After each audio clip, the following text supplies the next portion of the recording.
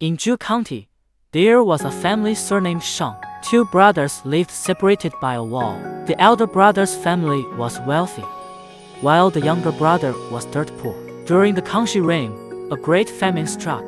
The younger brother, Shang Lao's family, couldn't even put food on the table. It was almost noon, and the stove at home hadn't been lit to cook a meal. Shang Lao, starving, paced back and forth. He had absolutely no solution. His wife urged him to go ask his elder brother for help. Shang Lao sighed and said, "It's no use. If my brother pitied our poverty, he would have come to help us long ago." His wife insisted and forced him to go. Shang Lao, having no choice, sent his son instead.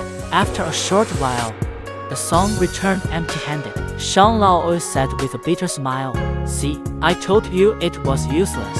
His wife quickly pressed their son for details, asking what his uncle and aunt had said. The son said resentfully. Uncle was hesitant. His eyes kept darting toward aunt. Finally, my aunt told me, "The brothers have all split up the family property. Each eats his own meals. Who still has time to care about others?" Shang Lao aunt. His wife listened. Not a word could be uttered. They had no choice but to exchange some old, worn-out furniture from home for a bit of chaff to barely stave off hunger. There were 3 or 4 ruffians in the village who had long had their eyes on Shang Loda's wealth. One night, they scaled the wall and jumped into Shang Loda's courtyard. Shang Loda and his wife were jolted awake from their dreams. Terrified, they hastily banged on a copper basin and shouted for help. But the neighbors are usually jealous of Shang Loda's wealth. Not a single one came out to assist. Having no other option, the couple hurriedly went to call for Shang Lao. Upon hearing his sister-in-law's cries for help, Shang Lao got up, intending to go rescue them. But his wife grabbed hold of him and shouted loudly to the sister-in-law, "Brothers have already divided the household. Each bears their own misfortune. Who has time to look after whom?" Not long after, the bandits smashed open Shang Loda's door, tied up the husband and wife, and pressed red-hot branding irons against their bodies. The agonized screams of Shang Loda and his wife were enough to make one's scalp crawl.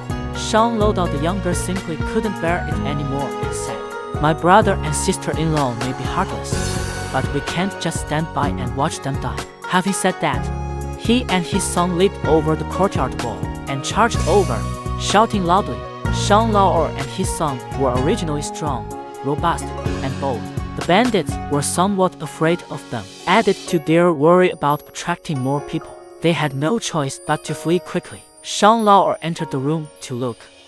Both of his elder brother and sister-in-law's legs were scorched black.